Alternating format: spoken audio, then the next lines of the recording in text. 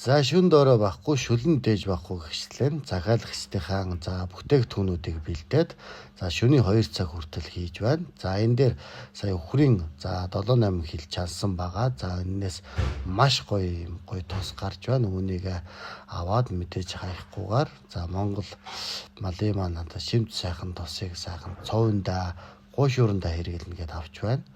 За тэгээд сая захиалагчдынхаа 2 хоног бэлдэж байсныг та бүхэн харсан баг. Мэдээж өвчүү сүүл толгойг хуухлахаар үстэй нь авсан байгаа гарч байна.